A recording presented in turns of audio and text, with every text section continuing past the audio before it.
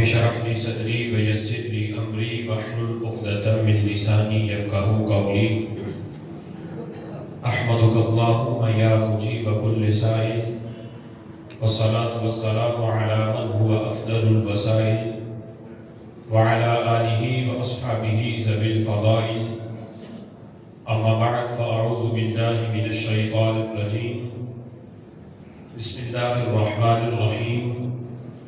قال الله تبارك وتعالى في القرآن المجيد والفرقان الحميد: ادعوهم لآبائهم هو أقسط عند الله. صدق الله العظيم. قال الله تبارك وتعالى في شان حبيبه مخبرا وآمرا: إن الله وملائكته يصلون على النبي يا أيها الذين آمنوا صلوا عليه وسلموا تسليما. الصلاة والسلام عليك يا سيدي يا رسول الله، وعلى آلك وأصحابك يا حبيب الله. الصلاة والسلام عليك يا سيدي يا نبي الله، وعلى آلك وأصحابك يا سيدي يا نور الله. مولاي صل وسلم دائما أبدا على حبيبك خير الخلق كلهم. هو الحبيب الذي ترجى شفاعته لكل حول من الأحوال مقتحم. منزه عن شريك في محاسنه،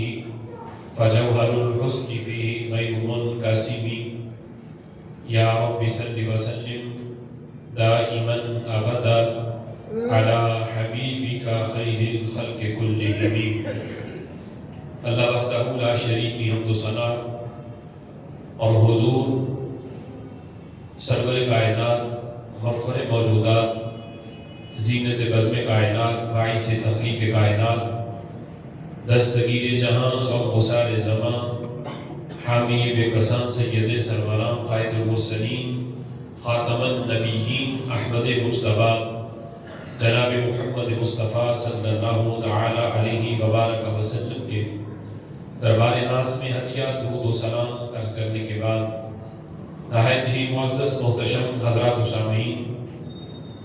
رب ذوالجلال کے فضل اور توفیق سے جمعۃ المبارک کے اس بابرکت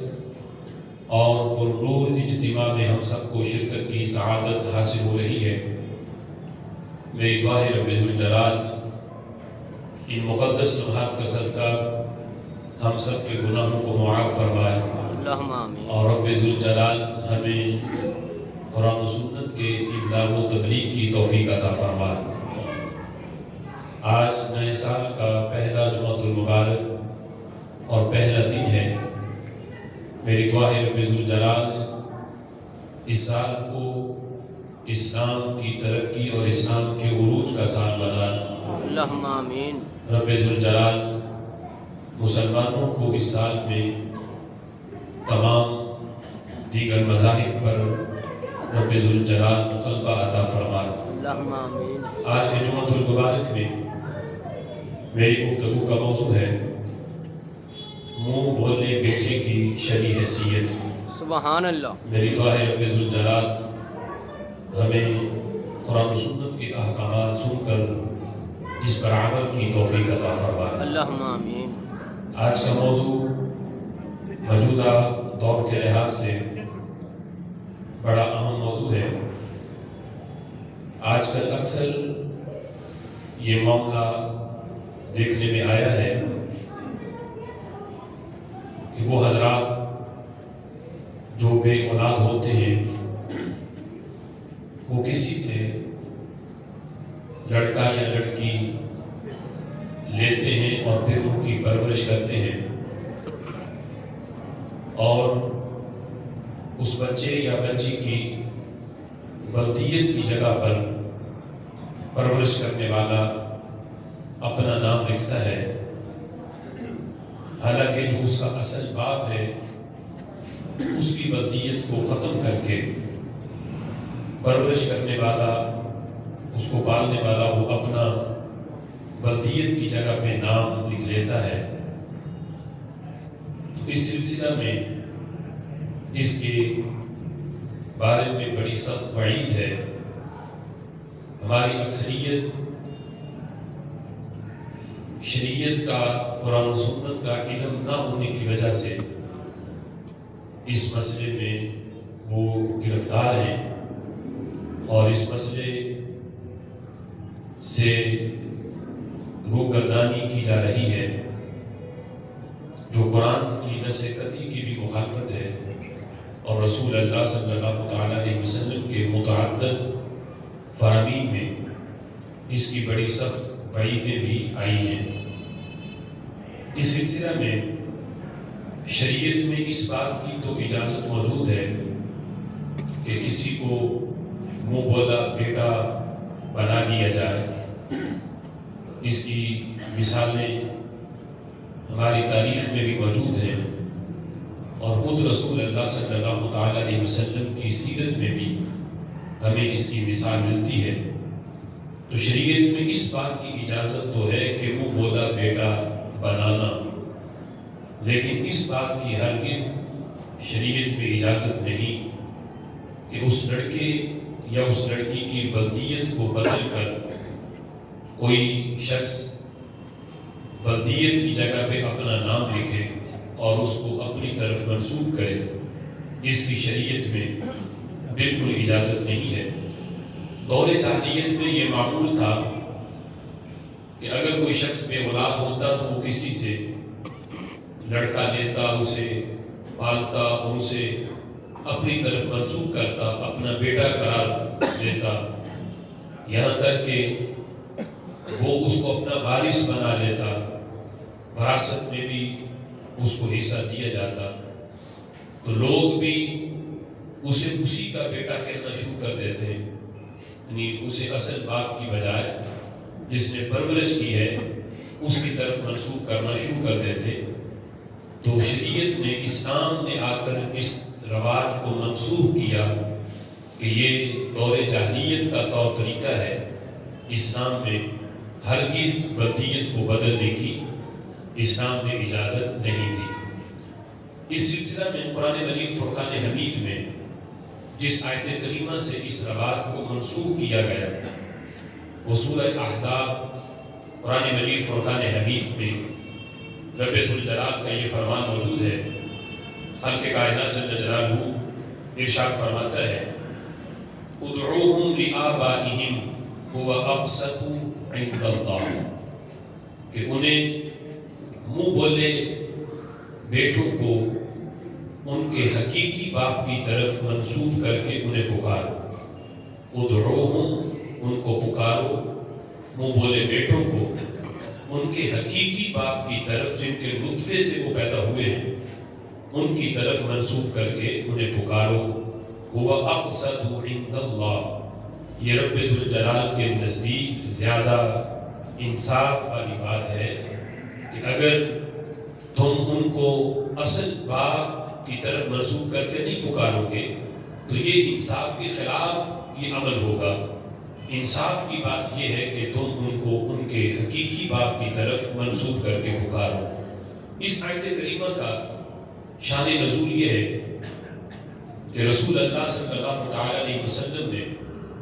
ان کے غلام تھے جو حضرت خدیجۃ الکبریٰ رضی اللہ تعالیٰ عنہا سے انہیں ملے، حضرت زید بن حارثہ رضی اللہ تعالیٰ عنہ، انہوں نے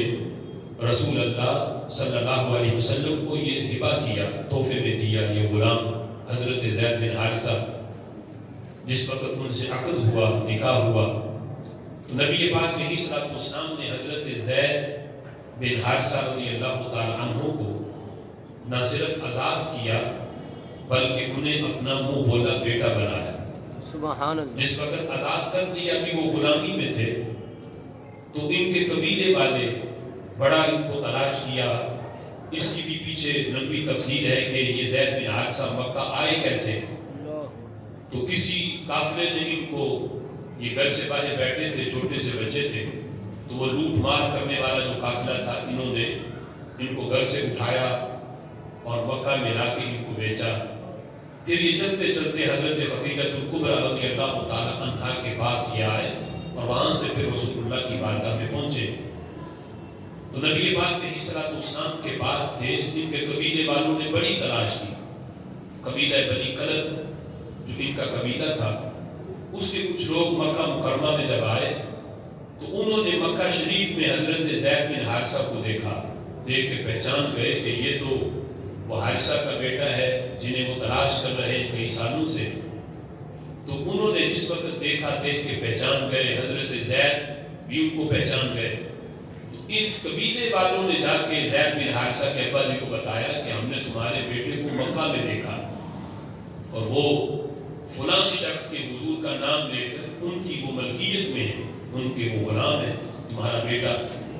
ان کے ابا جی اور ان کے بھائی اور ان کے چچا حضرت زید رضی اللہ تعالیٰ عنہ نے کافی سارا مال اکٹھا کیا کہ ہم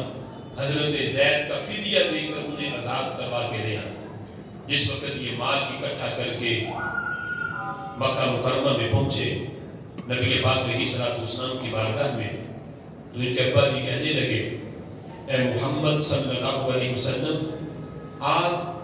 مکے کے جو سردار ہیں حضرت عبد المطلب، ان کے آپ خاندان سے ہو، ان کے آپ پوتے ہو، آپ کے قبیلے کا یہ کام ہے کہ آپ غلاموں کو آزاد کرتے ہو، تو ہم بھی اپنا ایک غلام آپ سے آزاد کروانے کے لیے آئے ہیں۔ تو رسول اللہ نے پوچھا، آپ کس کی بات کر رہے ہو؟ تو انہوں نے کہا کہ ہم زید بن حارثہ کی بات کر رہے ہیں۔ تو نبی پاک علیہ الصلوۃ والسلام نے فرمایا کہ زید کو میں بلا دیتا ہوں، اگر زید آپ کے پاس ساتھ جانے کو تیار ہے تو میں کوئی فدیہ نہیں دوں گا، بغیر فدیہ کے زید کو تمہارے ساتھ بھیج دوں گا۔ سبحان اللہ۔ لیکن اگر زید نے انکار کر دیا تو پھر میں زید پہ سختی نہیں کر سکتا، اسے میں مجبور نہیں کروں گا کہ وہ آپ کے ساتھ جائے۔ حضرت زید رضی اللہ تعالیٰ عنہ چھوٹے سے بچے ہیں، ابھی چلتے ہیں، بلایا، رسول اللہ کی بارگاہ میں آئے۔ محبوب نے پوچھا، زید انہیں پہچانتے ہو، یہ سامنے کون ہیں؟ حضرت زید کہنے لگے، یہ میرے ابا جی ہیں، یہ میرے بھائی ہیں، یہ میرے چچا جی ہیں۔ پہچان گئے۔ پھر فرمایا کہ زید یہ تمہیں لینے آئے ہیں۔ حضرت زید رضی اللہ تعالیٰ عنہ نے کہا، ملنے آئے ہو تو 100 بار ملو، لیکن اگر یہ نیت لے کے آئے ہو کہ زید تمہارے ساتھ چلے گا تو یہ ذہن سے نکال دو، جو محبت مجھے رسول اللہ کی بارگاہ میں ملی ہے، یہ ایسی محبت تو کوئی باپ بھی نہیں کرتا اپنے بیٹے سے۔ سبحان اللہ۔ واپس نہیں جاؤں گا۔ باپ نے تانا دیا، چچا نے دیا کہ آزادی والی زندگی چھوڑ کے غلامی والی زندگی کو قبول کر رہے ہو۔ انہوں نے کہا، اس 1000 آزادیوں کو اس غلامی پہ میں قربان کرتا ہوں۔ سبحان اللہ۔ کہ جنہیں رسول اللہ کی غلامی ملے، ایسی 1000 آزادیوں پہ یہ غلامی، ایسی 1000 آزادیوں کو قربان کرتا ہوں اس غلامی پہ جو مجھے ملی ہے۔ میرے محبوب علیہ الصلوۃ والسلام نے حضرت زید کی اپنے ساتھ یہ محبت جب دیکھی، میرے محبوب کو تو پیار بڑا تھا، لیکن جب آپ نے حضرت زید کی بھی یہ محبت دیکھی کہ چچا بھی قربان ہے، بھائی بھی، باپ بھی، تو میرے محبوب نے حضرت زید کو اپنی گود میں بٹھایا اور فرمایا، لوگوں گواہ ہو جاؤ، آج سے میں نے زید کو آزاد کیا اور زید کو میں اپنا بیٹا بناتا ہوں۔ سبحان اللہ۔ تم گواہ ہو جاؤ، میں اس کا وارث ہوں، یہ میرا وارث ہے۔ سبحان اللہ۔ اس موقع پر نبی پاک علیہ الصلوۃ والسلام نے جب یہ جملے بولے کہ یہ میرا بیٹا ہے، میں اس کو بیٹا اپنا بناتا ہوں، یہ میرا وارث ہے، میں اس کا وارث ہوں، اس کے بعد کچھ لوگوں نے حضرت زید بن حارثہ کو زید بن حارثہ کی بجائے زید بن محمد کہنا شروع کر دیا۔ جس وقت نبی پاک علیہ الصلوۃ والسلام کی طرف انہیں منسوب کیا تو اس وقت خالق کائنات جل جلالہ نے یہ آیہ کریمہ نازل فرمائے،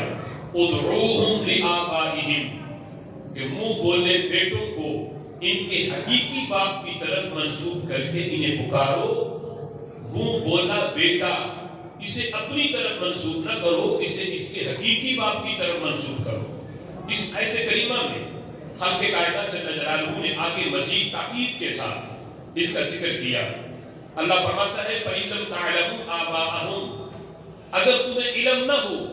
کہ ان کے باپ کون سے ہیں تو فرمایا پھر ان کی بلدیت بولو ہی نہ۔ اگر تمہیں پتہ ہی نہیں اس کا باپ کون سا ہے تو پھر بلدیت نہ بولو۔ فَإِخْوَانُكُمْ فِي الدِّينِ وَمَوَالِيكُمْ، وہ اسلام کے اندر، دین کے اندر پھر تمہارے بھائی ہیں، انہیں پھر اپنا بھائی سمجھو، ان کی آگے بلدیت ذکر نہ کرو، وہ دوست ہیں، تمہارے بھائی ہیں۔ وَلَيْسَ عَلَيْكُمْ جُنَاحٌ فِي مَا أَخْطَأْتُمْ بِهِ، اور آگے فرمایا اگر تم نے غلطی سے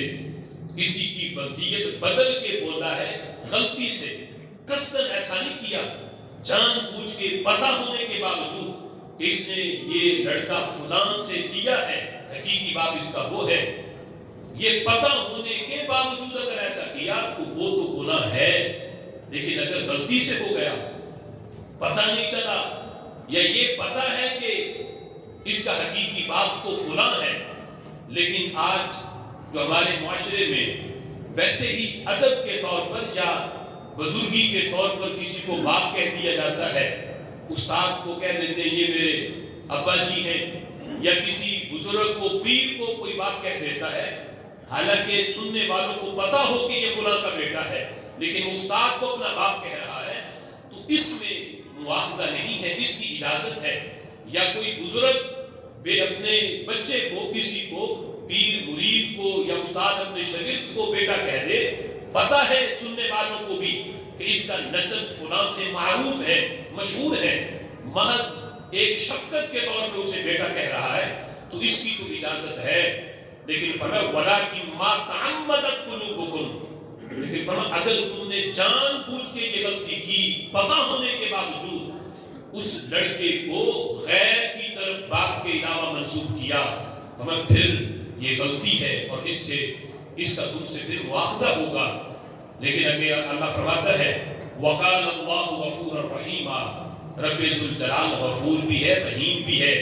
کہ اس سے پہلے جنہوں نے یہ احکامات سنے نہیں تھے، قرآن کی یہ ہے سنی نہیں تھی، پہلے یہ غلطی ہوتی رہی ہے کہ ایک لڑکے کو غیر باپ کی طرف منسوب کیا جاتا رہا ہے۔ آج بھی وقت ہے، اللہ کی بارگاہ میں توبہ کرو، اللہ آج بھی اس گناہ کو معاف فرما دے گا۔ سبحان اللہ۔ وَقَالَ اللَّهُ غَفُورًا رَحِيمًا۔ اس سلسلہ میں یہ ہو سکتا ہے کہ کسی کے ذہن میں یہ بات آئے کہ یہ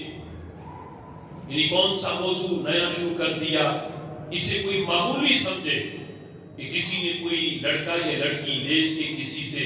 اس کی پرورش کی ہے، اس کو اپنا بیٹا یا بیٹی بنایا ہے اور ولدیت کی جگہ پر اپنا نام لکھوایا ہے، ہو سکتا ہے اس کے ذہن میں آئے کہ یہ کوئی بڑا معاملہ نہیں ہے۔ تو یہ قرآن کی آیت اور آگے جو احادیث ابھی میں پیش کروں گا، ان کو سننے کے بعد اس عمل سے کہ آج سے پہلے ہمیں پتہ نہیں تھا یہ غلطی ہوتی رہی، آج پتہ چلا، اس غلطی کا ازالہ بھی کیا جائے کہ ولدیت پھر فور اپنی وہاں سے ہٹائی جائے اور اس کا جو اصل باپ ہے اس کا نام لکھا جائے۔ یا آپ کے کوئی علم میں ہو کہ فلاں بندہ ایسا کر رہا ہے، تو اب جنہوں نے سن لیا ان پہ لازم ہے کہ ان تک یہ حق بات، یہ پیغام ان تک پہنچائیں، تاکہ آگے عمل کرنا یا نہ کرنا یہ اس کی مرضی ہے، لیکن ان تک یہ بات پہنچانا، سننے والوں پہ اگر آپ کا کوئی دوست، کوئی رشتہ داروں میں کسی نے ایسا معاملہ کیا ہوا ہے تو ان تک یہ ادا کرنا، یہ پیغام پہنچانا ان تک یہ ضروری ہے۔ اس سلسلہ میں مسلم شریف کے اندر یہ حدیث 1370 نمبر یہ حدیث ہے، حضرت علی رضی اللہ تعالی عنہ اس حدیث کے راوی ہیں، نبی مکرم شفیع معظم صلی اللہ تعالی علیہ وسلم کا یہ فرمان روایت کرتے ہیں، میرے محبوب نے فرمایا وَمَنِ ادَّعَىٰ إِلَىٰ غَيْرِ أَبِيهِ فَعَلَيْهِ لَعْنَةُ اللَّهِ وَالْمَلَائِكَةِ وَالنَّاسِ أَجْمَعِينَ۔ وَمَنِ ادَّعَىٰ إِلَىٰ غَيْرِ أَبِيهِ، جو بندہ اپنے آپ کو اپنے باپ کے علاوہ غیر کی طرف منسوب کرے۔ اب یہ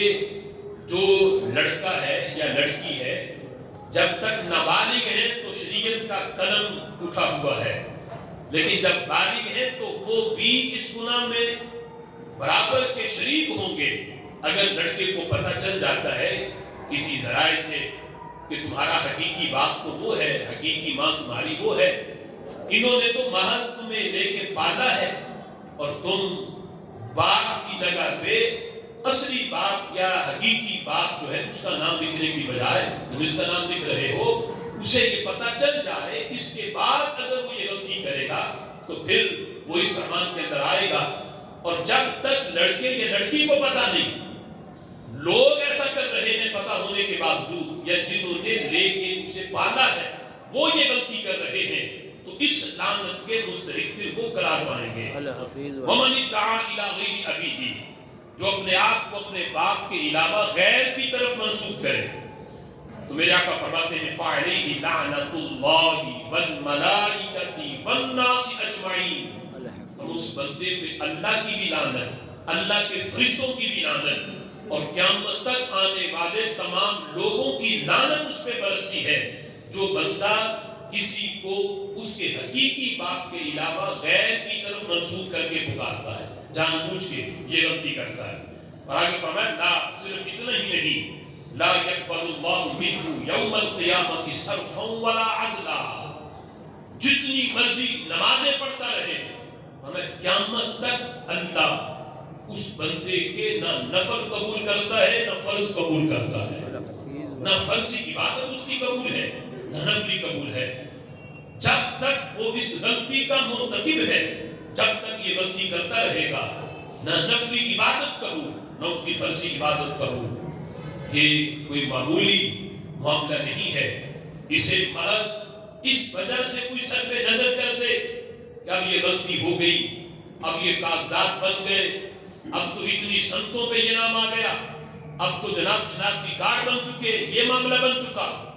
لیکن اس کا جو آگے وعید ہے، جو عذاب ہے، وہ اس معاملے سے کہیں ہلکا ہے، اس میں تھوڑا سا پیسہ لگے گا، محنت کرنی پڑے گی، سب کچھ تبدیل ہو سکتا ہے، یہ کوئی اتنا بڑا معاملہ نہیں، یہ معاملہ حل ہو سکتا ہے، قاضی کاروائی میں بھی نام کی تبدیلی ہو سکتی ہے، بندہ اس غلطی کا جو مرتکب ہے وہ علن اعلان جہاں جہاں اس نے یہ بتایا کہ یہ میرا بیٹا ہے، اسے اپنی طرف منسوب کرتا رہا، وہاں اس غلطی کا ازالہ بھی کرے، اور جو قاضی کاروائی ہے وہاں سے بھی ازالہ کرے، اور پھر توبہ بھی کرے اللہ کی بارگاہ میں کہ جب تک مجھے اس معاملے کا پتہ نہیں تھا یہ غلطی ہوتی رہی، آج پتہ چلا، میں اس پہ توبہ کرتا ہوں، تو یقیناً اللہ فرماتا ہے وَقَانَ اللَّهُ غَفُورًا رَحِيمًا، سبحان اللہ، جلال پچھلے گناہ اس کے معاف فرما دے گا۔ سبحان اللہ۔ اس سلسلہ میں بخاری شریف کے اندر نبی پاک علیہ الصلوۃ والسلام کا یہ فرمان حدیث نمبر 6766 ہے، حضرت سعد رضی اللہ تعالیٰ عنہ اس حدیث کے راوی ہیں، حضرت سعد بن ابی وقاص رضی اللہ تعالیٰ عنہ عن سعد رضی اللہ تعالیٰ عنہ قال سمعت النبی صلی اللہ علیہ وسلم یقول من ادعا الى غیر ابیہ فهو يعلم انه غیر ابیہ فالجنت علیہ حرام۔ حضرت سعد رضی اللہ تعالیٰ عنہ روایت کرتے ہیں، کہتے ہیں میں نے نبی پاک علیہ الصلوۃ والسلام سے یہ سنا کہ رسول اللہ صلی اللہ علیہ وسلم نے فرمایا من ادعا الى غیر ابیہ، جو بندہ اپنے آپ کو اپنے باپ کے علاوہ غیر کی طرف منسوب کرے، وَهُوَ يَعْلَمُ أَنَّهُ غَيْرُ أَبِيهِ، حالانکہ وہ جانتا ہے کہ اس کا باپ اس کا غیر ہے جس کی طرف وہ اپنے آپ کو منسوب کر رہا ہے، تو یہ میں نے بتا دیا کہ جب تک اس کو علم نہیں تو تب تک جن کو علم ہے وہ منسوب کر رہے ہیں تو اس وعید کے مستحق وہ ہیں، لیکن جب لڑکے یا لڑکی کو پتہ ہونے کے باوجود وہ یہ کام کرے بالغ ہونے کے بعد، تو پھر وہ اس وعید کے مرتکب ہوں گے اور اس وعید کے اندر وہ آئیں گے۔ فرمایا وَهُوَ يَعْلَمُ أَنَّهُ غَيْرُ أَبِيهِ، یہ جانتے ہیں کہ ان کا باپ غیر ہے جس کی طرف وہ اپنے آپ کو منسوب کر رہے ہیں، فَالْجَنَّةُ عَلَيْهِ حَرَامٌ، تو یہ کام کرنے پر اللہ ان پہ جنت حرام فرما دیتا ہے، اللہ جنت ان پہ حرام کر دیتا ہے۔ یہ کوئی معمولی بات ہے، کتنی بڑی وعید ہے۔ رب ذوالجلال نے اس عمل پہ فرمایا کہ اس پہ جنت حرام، کہ جو بندہ اپنے باپ کے علاوہ اپنے آپ کو غیر کی طرف منسوب کرے یا کوئی اور یہ عمل کرے۔ حضرت سعد رضی اللہ تعالیٰ کو کہتے ہیں فَذَكَرْتُهُ لِأَبِي بَكْرَةَ فَقَالَ أَنَا سَمِعْتُهُ أُذُنَايَ وَوَعَاهُ قَلْبِي مِنْ رَسُولِ اللَّهِ، کہتے ہیں میں نے یہی حدیث میں نے ابی بکرہ کو سنائی اور ان سے پوچھا کہ میں نے تو حضور کا یہ فرمان سنا ہوا ہے کیا تم نے بھی یہ حدیث سنی ہے حضور سے جو میں سنا رہا ہوں؟ تو ابی بکرہ کہتے ہیں انا سمعتہ اذنایا، ہاں میں نے بھی اپنے کانوں سے حضور کا یہ فرمان سنا بھی ہے اور اپنے دل میں اس کو محفوظ بھی کیا ہے، اور میں نے اس کو یوں یاد کیا، یوں محفوظ کیا کہ جس طرح کوئی قرآن کی آیت کو محفوظ کرتا ہے اور یاد کرتا ہے۔ یعنی صحابہ نے اس پیغام کو کتنا اہم سمجھا، نبی پاک علیہ الصلوۃ والسلام سے سن کر اس کو محفوظ کیا کہ ہم بعد بالوں تک اس پیغام کو پہنچائیں گے۔ چونکہ دور جاہلیت سے یہ سلسلہ چلتا رہا تھا اور اس کو ختم کرنے کے لیے صحابہ نے اس فرمان کو رسول اللہ سے سن کے آگے پہنچایا بھی ہے اور اس کو اپنے سینوں میں محفوظ بھی کیا ہے۔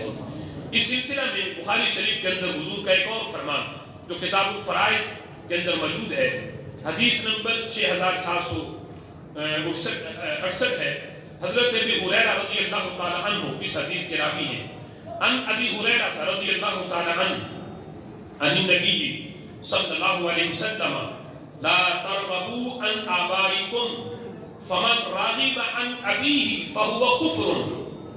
میرے آقا فرماتے ہیں، حضرت ابو ہریرہ کہتے ہیں حضور نے فرمایا لا ترغبوا عن آبائکم،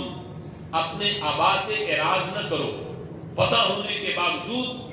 پتہ چل جائے کہ میں فلاں کا بیٹا ہوں، اب اس سے اعراض نہ کرو۔ اعراض کرنے کا مطلب یہ ہے کہ ولدیت کی جگہ پہ اپنے باپ کا نام لکھوانے کی بجائے کسی اور کا نام لکھنا، اور ایسا کام نہ کرو۔ فمن راغب عن ابیہ، جس نے یہ کام کیا اپنے ابا جی سے اعراض کیا، ولدیت کی جگہ پہ باپ کے نام کے سوا کسی اور کا نام لکھا، فہو کفر، تو یہ عمل بندے کا کفر قرار پائے گا، کفر قرار پائے گا۔ ایک ہے کہ اس پہ جنت حرام، ایک اللہ اس کے فرشتوں کی تمام لوگوں کی اس پہ لعنت ہے، نہ فرض قبول نہ نفل قبول۔ اور اس حدیث کے اندر فرمایا کہ فہو کفر، یہ عمل اس کا کفر قرار پائے گا۔ یہی الفاظ مسلم کے بھی ہیں۔ اب کفر سے مراد یہ نہیں کہ یہ عمل کرنے سے بندہ کافر ہو جائے، مطلب یہ ہے کہ یہ کام کافروں والا ہے، کہ اس نے کافروں والے عمل سے مشابہت اختیار کی، جو کفار کا طریقہ تھا، کافروں کا طریقہ تھا۔ فَمَن تَشَبَّهَ بِقَوْمٍ فَهُوَ مِنْهُمْ، جو کسی قوم کی مشابہت اختیار کر لے کسی معاملے میں، تو رب ذوالجلال انہیں اس بندے کو انہی میں سے اٹھائے گا، وہ انہی میں سے ہے۔ یہ اسلام کا شعار ہی نہیں، مسلمانوں کی یہ علامت ہی نہیں کہ بات حقیقی بات کے علاوہ بندہ اپنے آپ کو کسی غیر کی طرف منسوب کر لے، یہ کفار کا طریقہ ہے۔ جس طرح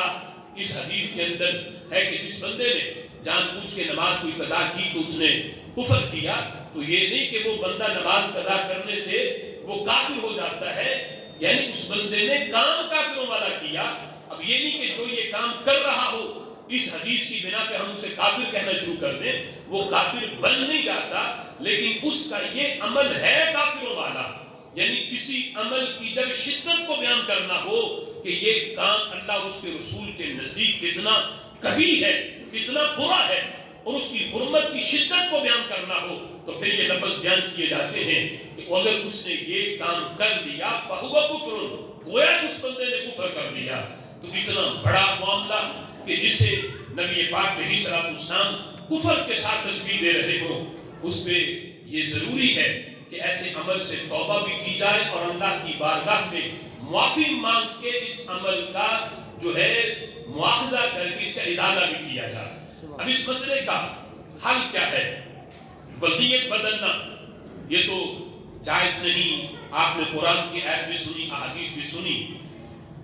اگر پرورش کرنے والا اپنا نام لکھنا چاہتا ہے تو ہر فارم کے اوپر ہماری اطلاع کے مطابق باپ کا خانہ بھی ہے اور پھر سرپرست کا بھی ہے، تو ولدیت کی جگہ پہ اپنا نام نہ لکھے، وہاں اصل باپ کا نام آئے۔ ہاں اپنا نام لکھنا چاہتا ہے کہ میں نے پرورش کی ہے، بیٹا اس کو بنایا ہے، میرا منہ بولا بیٹا ہے، تو وہاں جو سرپرست کا خانہ ہے کہ میں اس کی سرپرستی کر رہا ہوں، وہاں وہ اپنا نام جو ہے وہ اس کا لکھ سکتا ہے، اس میں کوئی حرج نہیں۔ اور یہ بھی آپ نے سن لیا کہ کوئی عذر نہیں کہ بندہ یوں تو توبہ کر لے کہ ٹھیک ہے آئندہ میں ولدیت کی جگہ پہ اپنا نام نہیں لکھوں گا، لیکن وہ جو پچھلی کاغذی کاروائی ہے اس میں نام موجود رہے کہ یہ بڑا مشکل کام ہے، دفتروں کے چکر لگانے پڑیں گے، ہاں اس میں لکھا رہے ہاں آئندہ میں ایسا پکارنے کے لیے یا لوگوں کو بتانے کے لیے یہ نہیں کروں گا، تو اس طرح معافی نہیں ہوگی۔ وہ مکمل طور پر جو پہلی جو کاغذی کاروائی ہے وہاں پر بھی اس معاملے کو ختم کیا جائے اور پھر اللہ کی بارگاہ میں اس سے توبہ کی جائے۔ اس کے بعد جو منہ بولا بیٹا ہے، اس کا جو دیگر مسائل یہ بھی ہیں جن کو پیش نظر رکھنا بہت ضروری ہے۔ اگر وہ لڑکا یا لڑکی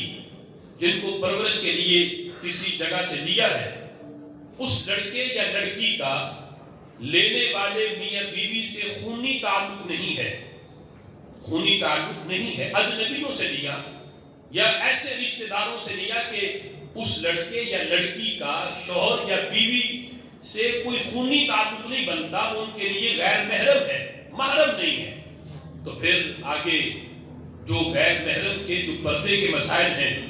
ان کی ایک الگ تفصیل ہے کہ وہ فرض کریں کہ لڑکی ہے، اب کسی نے لی، مثال کے طور پہ اپنے دوست سے لے لی، دوست نے کہا اچھا تم بے اولاد ہو تو میری اولاد کثیر ہے، میں تمہیں دے دیتا ہوں، لڑکی لے لی۔ اب وہ منہ بولی بیٹی اس کو بنایا، نہ کوئی رضاعت کا تعلق نہ کسی اور حرمت کا تعلق۔ جب وہ لڑکی بالغہ ہوگی، جو فقہا نے عمر متعین کی ہے لڑکی کی 7 سال ہے، اس لحاظ سے اگر وہ اتنی بڑی ہو جائے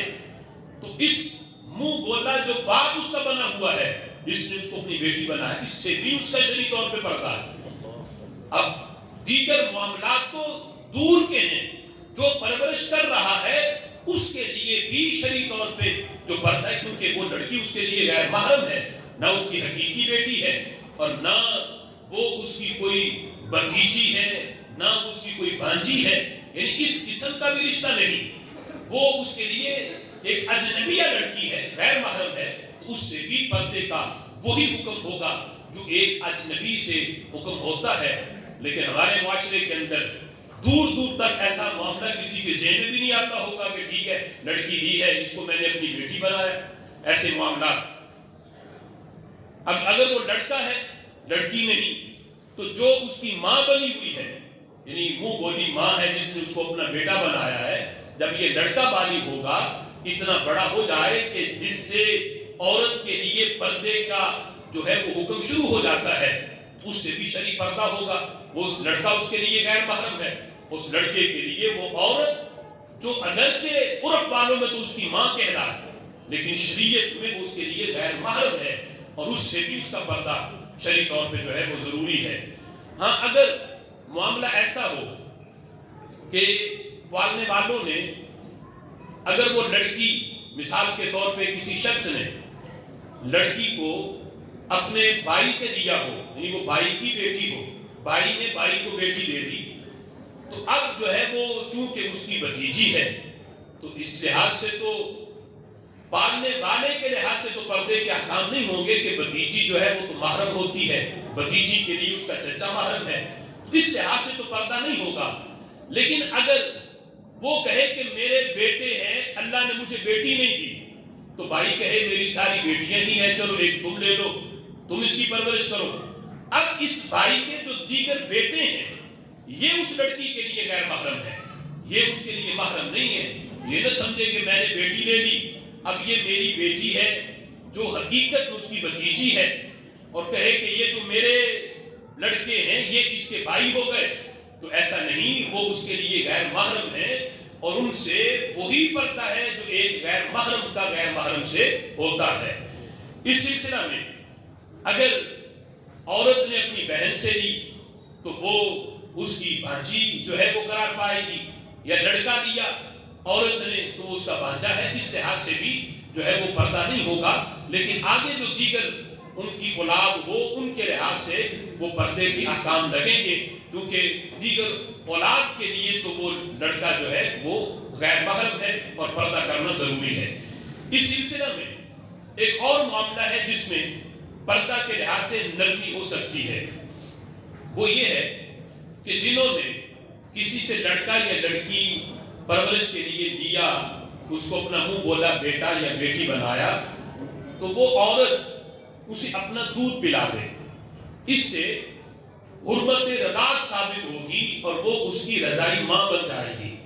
اور اس عورت کا جو شوہر ہے وہ اس لڑکے یا لڑکی کا رضائی باپ بن جائے گا، نہیں اس کو رضائی باپ کہلائے گا اور عورت اس کی رضائی ماں کہلائے گی۔ اور نبی پاک علیہ الصلوۃ والسلام کے فرمان کے مطابق حضور فرماتے ہیں ہر وہ رشتہ جو نسب سے حرام ہوتا ہے وہ رضاعت سے بھی حرام ہو جاتا ہے، یعنی جو نسب کے احکام چلتے ہیں، جس طرح حقیقی ماں حرام ہے اور حقیقی باپ کے اوپر حقیقی بیٹی حرام ہے، اسی طرح رضائی بیٹی بھی حرام ہوگی اور رضائی ماں پر اس کا رضائی بیٹا حرام ہوگا، اسی طرح جو اس کی دیگر اولاد ہوگی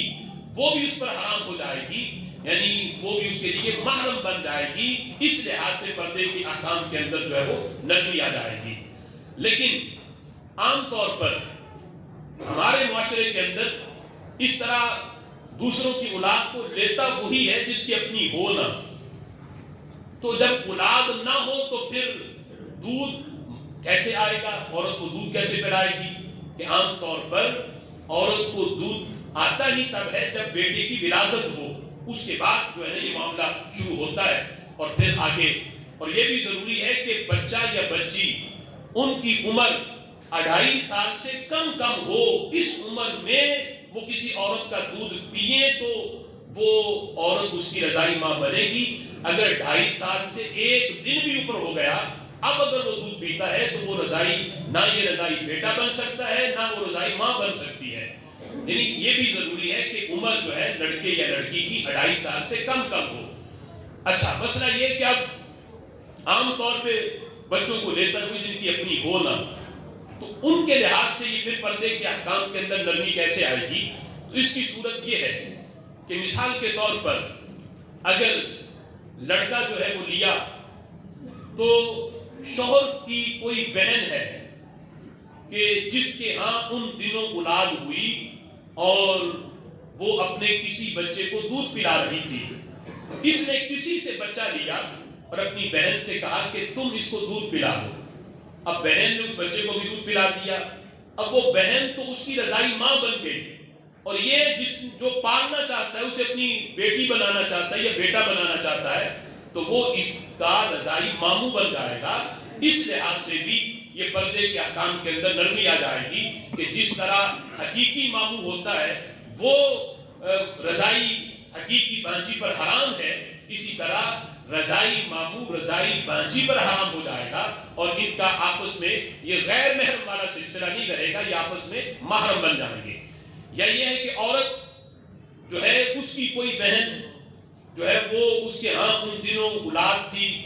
اور وہ دودھ پلاتی تھی اپنے کسی بچے یا بچی کو، تو عورت کی بہن اس لڑکے یا لڑکی کو دودھ پلا دے تو اب یہ اس کی رضائی خالہ بن جائے گی، جو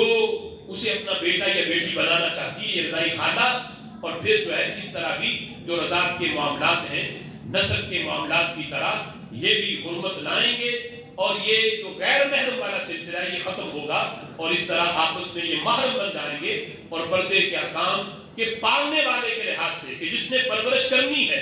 شوہر نے اور بیوی نے، اس لحاظ سے ان کے لیے تو پردے کے احکام کے اندر نرمی آئے گی، لیکن ان کے جو دیگر رشتہ دار ہیں ان کے لحاظ سے وہی پردے کے احکام رہیں گے۔ پھر وہ دیکھا جائے گا ہر رشتے کے لحاظ سے کہ یہ محرم کے اندر آتا ہے یا نہیں آتا۔ جو نسبی طور پر حقیقی طور پر نسب کے لحاظ سے جو محرم ہیں وہی رضاعت کے لحاظ سے محرم بنیں گے، اور جو نسب کے لحاظ سے محرم نہیں وہ رضاعت کے لحاظ سے بھی محرم نہیں بن سکتے۔ یہ احکام کے اندر بڑی تفصیل ہے، لیکن میں نے کوشش کی کہ اس کو ایک ہی موضوع کے اندر اس کو سمیٹا جائے، جو اس کے ضروری مسائل تھے۔ آگے پھر اس کے وراثت کے احکام بھی ہیں جن کی ایک لمبی تفصیل ہے، اس میں عام سادہ سا مسئلہ کہ جس کو بیٹا بنایا ہے منہ بولا اس کا وراثت میں کسی قسم کا کوئی حق نہیں ہے۔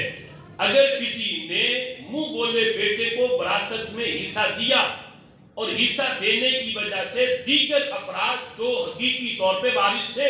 ان کے حصے کے اندر اگر کمی آئے گی تو جس نے اس لحاظ سے تقسیم کی ہے وہ بندہ گناہگار قرار پائے گا، چونکہ وراثت کے اندر ان کا حق ہے جو حقیقی اولاد ہو۔ منہ بولے بیٹوں کا وراثت کے اندر کسی قسم کا کوئی حق نہیں۔ بیٹا مر جائے تو منہ بولے باپ کا کوئی حق نہیں، اور اگر باپ فوت ہوتا ہے تو منہ بولے بیٹے کا اس کی وراثت کے اندر کسی قسم کا کوئی حق نہیں ہے۔ اللہ کی بارگاہ میں دعا ہے جو سنا اللہ تعالیٰ ان مسائل کو سمجھ کر ان پر عمل کرنے کی توفیق عطا فرمائے۔